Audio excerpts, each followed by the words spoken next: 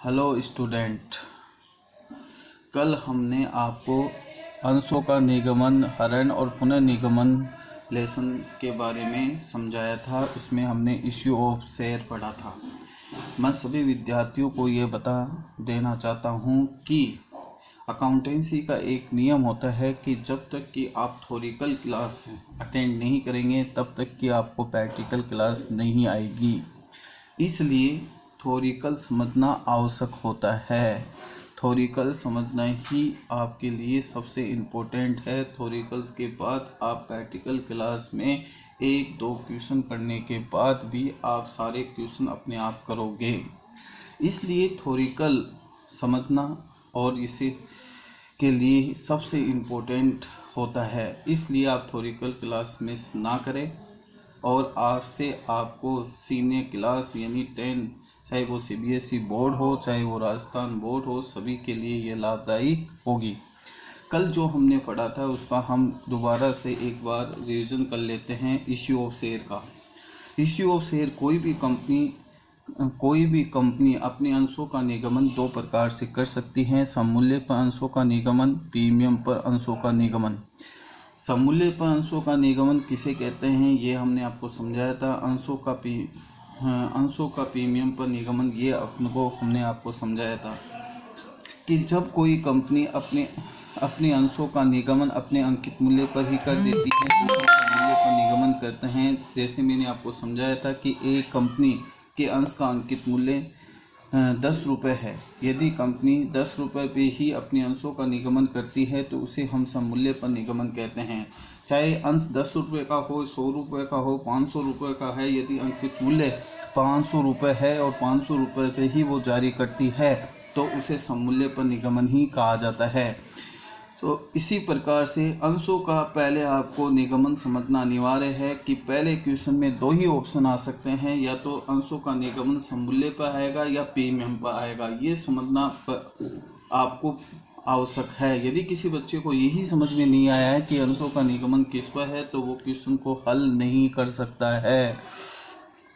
अंशों का प्रीमियम पर निगमन किसे कहते हैं कल समझाया मैंने आपको कि जब कोई कंपनी अपने अंशों का निगमन अंकित मूल्य से अधिक मूल्य पर कर देती है तो उसे प्रीमियम पर निगमन कहते हैं। जैसे यदि एक कंपनी के अंशों का अंकित मूल्य 100 रुपये है तो कंपनी अपने अंशों का निगमन 110 रुपये पर करती है, यानी अंकित मूल्य से अधिक मूल्य पर करती हैं तो उसे प्रीमियम पर निगमन कहते हैं। कि इसे प्रीमियम पर निगमन कहते हैं। प्रत्येक कंपनी के अंशों का अंकित मूल्य होगा और निगमन मूल्य होगा और इससे हमें तुलना कर देखनी होगी। यदि दोनों बराबर होते हैं तो उसे सममूल्य पर निगमन कहते हैं और दोनों यदि किसी प्रकार का अंतर होता है तो उसे प्रीमियम पर निगमन कहते हैं। क्योंकि कंपनी अधिनियम 2013 के अंतर्गत कोई भी कंपनी अपने अंशों का निगमन बट्टे पर निगमन नहीं कर सकती है। बट्टे पर निगमन क्या होता है? अंकित मूल्य से कम मूल्य पर निगमन करना, उसे बट्टे पर निगमन कहते हैं। मैं नोट्स के माध्यम से आपको एक नोट के रूप में आपको समझा देते हैं। नोट लिखा हुआ है, कंपनी अधिनियम 2013 की धारा 53 के अनुसार कोई भी कंपनी अपने अंशों का निगमन बट्टे पर नहीं कर सकती है। कोई भी कंपनी अपने अंशों का बट्टे पर निगमन नहीं करेगी। अब आपके क्वेश्चन में केवल दो ही प्रकार आ सकते हैं, सममूल्य पर निगमन और बट्टे पर निगमन, और इसका कोई तीसरा प्रकार नहीं आएगा। तो इसी प्रकार को आपको ये समझ में आ गया कि अंशों का निगमन दो प्रकार से हो सकता है, सममूल्य पर निगमन और प्रीमियम पर निगमन। इसी चीज को एक एग्जाम्पल से आपको समझाने की कोशिश कर रहे हैं कि अंशों का निगमन सममूल्य पर प्रीमियम पर किस प्रकार से होता है। देखिए, मान लीजिए कि एक कंपनी है ए लिमिटेड और कंपनी का एक फेयर वैल्यू 10 रुपये है। यदि कंपनी का इश्यू प्राइस अलग से दिखाई देगा, इश्यू प्राइस भी 10 रुपये है, तो उसको हम सममूल्य पर निगमन कहा जाएगा। यदि इसका इश्यू प्राइस 10 + 1 हो जाए यानी 11 रुपये है तो इसका मतलब इसे हम प्रीमियम पर निगमन कहते हैं। कभी कभी क्या होता है कि क्वेश्चन में इश्यू प्राइस नहीं दिया होता है और फेयर वैल्यू तो हर क्वेश्चन में होगा। यदि इश्यू प्राइस क्वेश्चन में नहीं दिया हुआ है तो उस इश्यू प्राइस को हम कैसे पता लगाएं कि अंशों का निगमन सममूल्य पर है या प्रीमियम पर है। इसके लिए हम क्या करेंगे कि इसमें इंस्टॉलमेंट दी हुई होती हैं। प्रत्येक कंपनी की अधिकतम 4 इंस्टॉलमेंट हमारे क्वेश्चन में आ सकती है। पहला इंस्टॉलमेंट होता है एप्लीकेशन, दूसरा इंस्टॉलमेंट होता है अलॉटमेंट, अमाउंट बोलते हैं इसको, आगे हम इसको समझाएंगे, और तीसरा इंस्टॉलमेंट होता है फर्स्ट कॉल, और चौथा इंस्टॉलमेंट होता है सेकंड कॉल। इन तीनों इंस्टॉलमेंट का यहाँ हमें अमाउंट दिया होगा कि कंपनी एप्लीकेशन पर कितनी राशि मांगेगी, अलॉटमेंट पर कितना मांगेगी, फर्स्ट कॉल पर कितना मांगेगी और सेकंड कॉल पर कितना मांगेगी। मान लीजिए कि एप्लीकेशन पर 4 रुपये है, अलॉटमेंट पर 3 रुपये है, फर्स्ट कॉल पर 2 रुपये है और सेकंड कॉल पर 1 रुपये है। यदि हम इन सभी को हम जोड़ेंगे तो हमें यहाँ इसका टोटल मालूम होगा। तो इसका टोटल होता है यहाँ 10 रुपये और कंपनी की फेयर वैल्यू कितनी है 10 रुपये और इसका टोटल आ रहा है 10 रुपये। तो इसका मतलब ये होगा कि अंशों का निगमन किस पर है, सममूल्य पर है। यदि इसका टोटल 11 हो जाता तो हम ये समझ जाते हैं कि यहाँ अंशों का निगमन किस पर है, प्रीमियम पर है। तो इसका मतलब ये हो गया कि यहाँ अंशों का निगमन सममूल्य पर हुआ है और इनका टोटल 10 से ज़्यादा आता था। मैं आपको पहले बता देता हूँ विद्यार्थियों की अंशों का निगमन यदि सममूल्य पर है या प्रीमियम पर ये पता आपको नहीं होगा तो आप आगे का क्वेश्चन नहीं कर सकते हैं। पहला स्टेप यही होता है कि अंशों का निगमन किस पर हुआ है, सममूल्य पर हुआ है या प्रीमियम पर हुआ है। इसके आगे हम इसकी जनरल व्यवहार सीखने वाले हैं, इसलिए आपको यह ध्यान हो जाना चाहिए कि अंशों का निगमन किस पर है, सममूल्य पर है या प्रीमियम पर है। ठीक है, क्योंकि बट्टे पर तो अब आएगा नहीं, वो तो एक्ट 1956 का था, बट्टे पर अब समाप्त कर दिया। सबसे ज़्यादा समस्या ही बट्टे पर होती थी और अब अधिनियम 2013 के अनुसार इसे समाप्त कर दिया गया है। ये मैंने आपको समझाया कि क्वेश्चन में हमें कैसे मालूम करना होगा कि अंशों का निगमन सममूल्य पर है या प्रीमियम पर है। अब आगे हम देखते हैं। इसके बाद यहाँ देखिए, यहाँ लिखा हुआ है कि सामान्य रूप से कंपनियों के द्वारा निगमन मूल्य किस्तों में वसूल किया जाता है। इन किस्तों को निम्नलिखित नामों से जाना जाता है। प्रिय विद्यार्थियों, मैं आपको यह समझा देता हूँ कि अंशों का जो भी मूल्य होता है वह इश्यू प्राइस हमें वसूल करना होता है। इश्यू प्राइस या तो उसके बराबर होगा या अंकित मूल्य से अधिक होगा। इश्यू प्राइस को कंपनियां यहाँ इंस्टॉलमेंट में भी वसूल कर सकती हैं और एक साथ भी वसूल कर सकती हैं, जिसे एक मुश्त राशि किया जाता है, जिसे लमसम बोलते हैं, जिसे हम क्या बोलते हैं, लमसम। लेकिन आपको ये यहाँ जानकारी रखना अनिवार्य होगा कि अंशों जो किस्तों में प्राप्त होती है वो किस्तें किन नामों से जानी जाती हैं और इन किस्तों की एंट्रियां किस प्रकार से होगी। अधिकतम कंपनी यहाँ अंशों का निगमन और 2 प्रकार से कर सकती हैं, सममूल्य पर और प्रीमियम पर, और अधिकतम इंस्टॉलमेंट इसमें कितने हो सकते हैं, 4, जो आगे हम आपको समझाने जा रहे हैं। पहला इंस्टॉलमेंट होता है एप्लीकेशन अमाउंट, जिसे कहते हैं आवेदन राशि। ठीक है। दूसरा इंस्टॉलमेंट होता है इसमें अलॉटमेंट अमाउंट, जिसे हम कहते हैं आवंटन या बंटन राशि। तीसरा होता है फर्स्ट कॉल अमाउंट, जिसे कहते हैं प्रथम मांग, और चौथा होता है सेकंड कॉल अमाउंट, जिसे कहते हैं द्वितीय मांग। इसी प्रकार आपको यह जानकारी होनी चाहिए, यदि इंस्टॉलमेंट की राशि या इश्यू प्राइस की राशि इंस्टॉलमेंट में मांगी जाती है तो उसे 4 किस्तों में अधिकतम लिया जा सकता है। मैक्सिमम इसमें कितने इंस्टॉलमेंट हो सकते हैं, 4 इंस्टॉलमेंट्स हो सकते हैं। पहला इंस्टॉलमेंट अलॉटमेंट अमाउंट कहलाता है। दूसरा इंस्टॉलमेंट इसमें पहला इंस्टॉलमेंट होता है application amount, allotment amount, first call और सेकंड कॉल। और इन इंस्टॉलमेंट से ही जनरल व्यवहार होते हैं। पहले एप्लीकेशन की एंट्रियां होगी, फिर अलॉटमेंट की एंट्री होगी, फिर फर्स्ट कॉल की एंट्री होगी, फिर सेकंड कॉल की एंट्री होगी। ध्यान रहे कि अधिकतम आपके क्वेश्चन में 4 इंस्टॉलमेंट आ सकते हैं, इससे अधिकतम 4 आ सकते हैं और मिनिमम 1 आ सकता है। पूरा पैसा वो एप्लीकेशन पर प्राप्त कर सकता है यदि जिसे संपूर्ण राशि बोलते हैं। यदि अंशों का इश्यू प्राइस वो संपूर्ण एप्लीकेशन पर भी प्राप्त कर सकता है।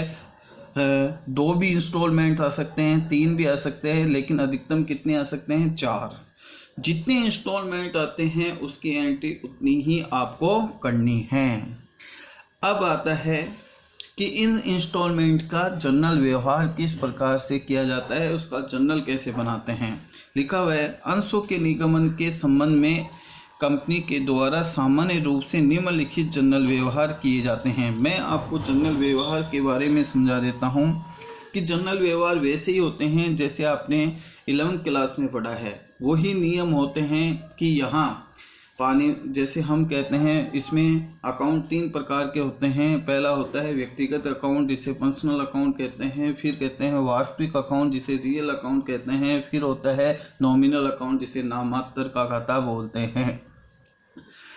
इसकी एंट्री आपको उसी नियम के अनुसार करनी है, रटनी नहीं है। किसी भी रटन विद्या से हम कुछ भी हासिल नहीं कर सकते हैं। आपको केवल अपना पूरा ज्ञान, गहराई ज्ञान आपको लेना है कि एंट्री किस प्रकार से होती हैं, किस प्रकार से नहीं होगी। इसमें सबसे पहले हम एप्लीकेशन की एंट्री करेंगे, फिर हम अलॉटमेंट की एंट्री करेंगे, फिर हम फर्स्ट कॉल की एंट्री करेंगे, फिर हम सेकंड कॉल की एंट्री करेंगे। यदि इश्यू ऑफ शेयर की टोटल एंट्री हम बताएं तो अधिकतम 10 एंट्रियां हो सकती हैं इन application, allotment, first call and second call की।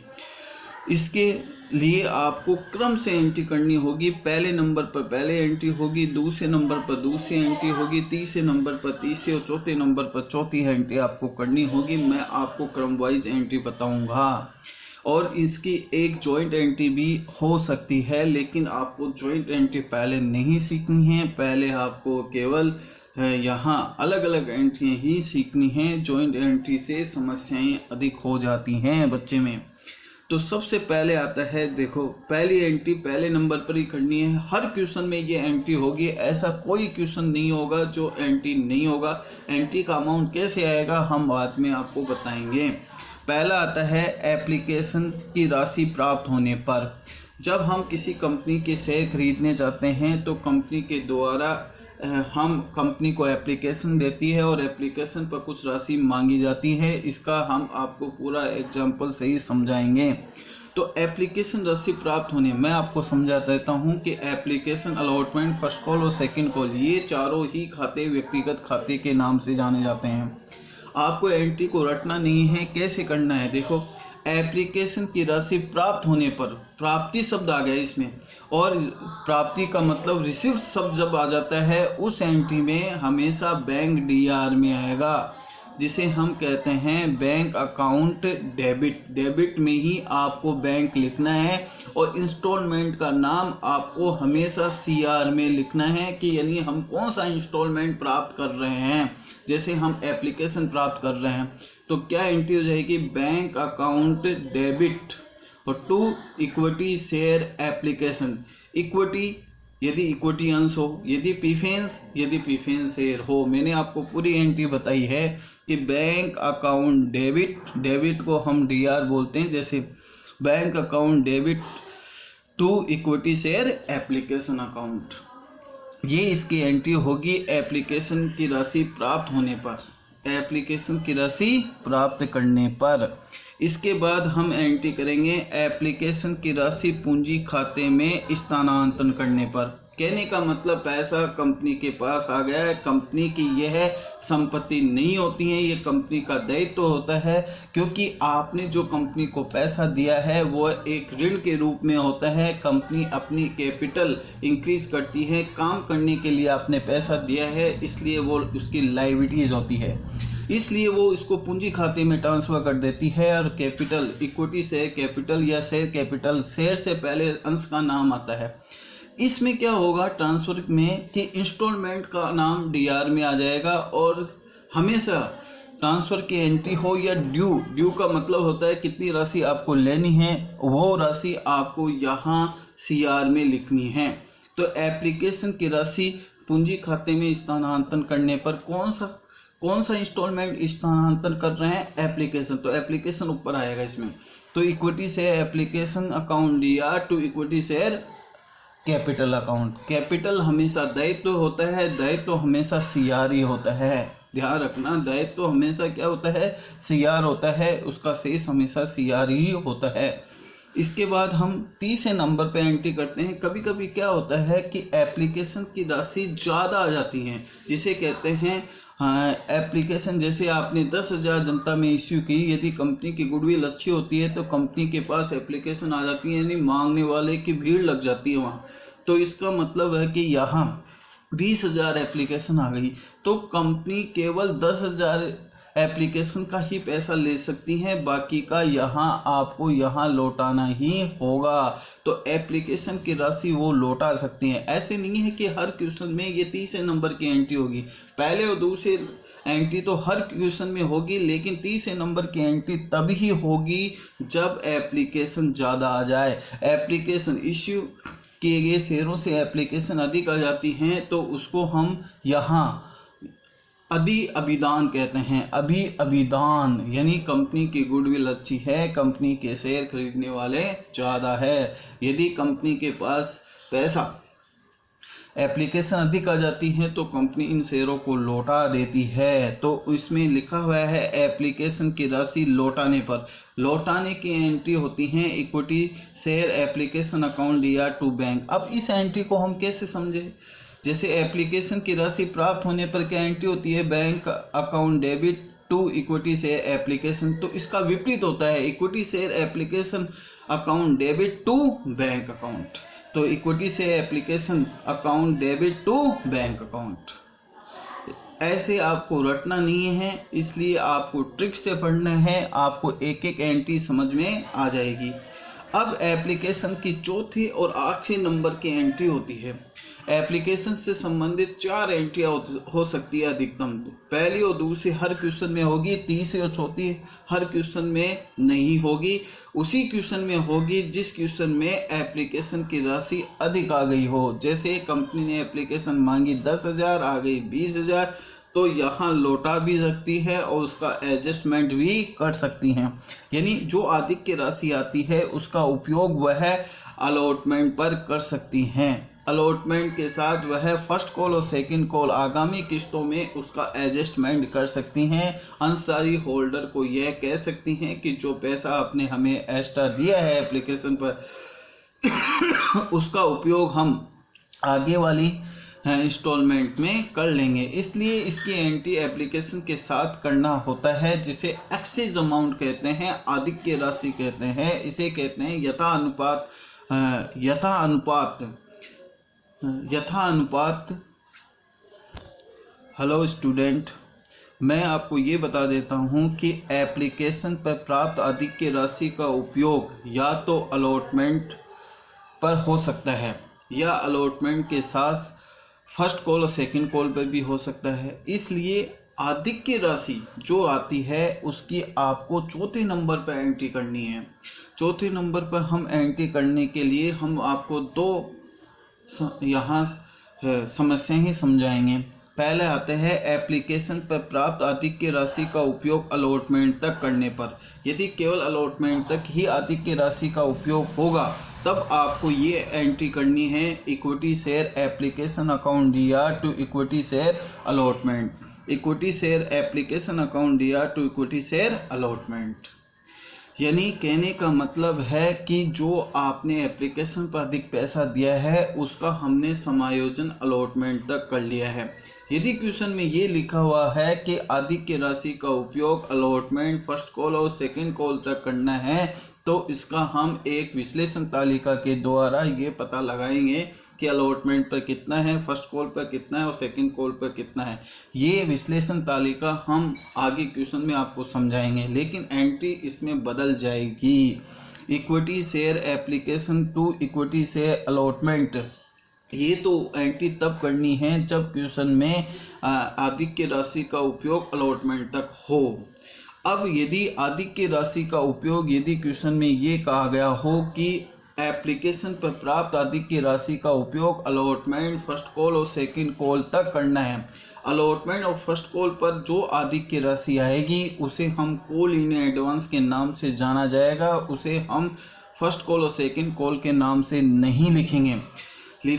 इसमें मैंने एक नोट डाला है, लिखा है यदि एप्लीकेशन पर प्राप्त आदिक्य राशि का उपयोग allotment first call second call पर करने पर उसके संबंध में निम्नलिखित जनरल प्रविष्टि की जाएगी। Equity share application account DR to equity share allotment to call in advance. मैंने इसमें लिख दिया है कि अलॉटमेंट पर प्राप्त आदिक्य राशि, फर्स्ट कॉल और सेकंड कॉल की प्राप्त आदिक्य राशि, इन दोनों में आपको अंतर समझना अनिवार्य है। यहाँ अलॉटमेंट पर आदिक्य राशि आती है तो अलॉटमेंट के नाम से दिखाई जाती हैं। यहाँ फर्स्ट कॉल और सेकंड कॉल पर आदिक्य राशि आती है तो उसे कॉल इन एडवांस के नाम से जाना जाता है। यदि आपने फर्स्ट कॉल और सेकंड कॉल लिखा है तो वो एंट्री आपकी गलत होगी और उसके आपके मार्क्स माइनस में होंगे। तो मैंने आपको यहाँ ये समझाया है आज कि एप्लीकेशन से प्राप्त आदिक्य राशि का उपयोग हम किस प्रकार से एप्लीकेशन की राशि जो आदिक्य आती है उसको अलॉटमेंट और फर्स्ट कॉल पर और सेकंड कॉल पर किस प्रकार से एंट्री करेंगे। लेकिन आपको ये ध्यान में रखना है कि विश्लेषण तालिका केवल तभी बनानी है जब क्वेश्चन में आदिक्य राशि का उपयोग अलॉटमेंट फर्स्ट कॉल और सेकंड कॉल पर किया गया हो, नहीं तो आपको विश्लेषण तालिका नहीं बनानी। विश्लेषण तालिका का क्या प्रारूप होगा, विश्लेषण तालिका में कैसे अमाउंट आएगा, ये सब हम आपको बताएंगे। इनमें एंट्रियों में अमाउंट किस प्रकार से दिखाया जाएगा अभी हमने ये आपको नहीं समझाया है। पहले आपको एंट्री आनी चाहिए, पहले नंबर पर पहली एंट्री, दूसरे नंबर पर दूसरी एंट्री, तीसरे नंबर पर तीसरी एंट्री और चौथे नंबर पर चौथी एंट्री। तो इसमें हमने 1, 2, 3 और 4 नंबर की एंट्रियां आपको समझाई हैं। हम आपको विश्वास दिलाते हैं कि यदि आप स्टेप बाय स्टेप इसको पढ़ते चले जाएंगे तो अकाउंटेंसी के मास्टरमाइंड हो जाएंगे। इसी प्रकार से हम आपको पूरा विश्वास दिलाते हैं, लेकिन आपको एक भी क्लास मिस नहीं करनी है और ज़्यादा से ज़्यादा बच्चों को इसी के साथ जोड़ना है।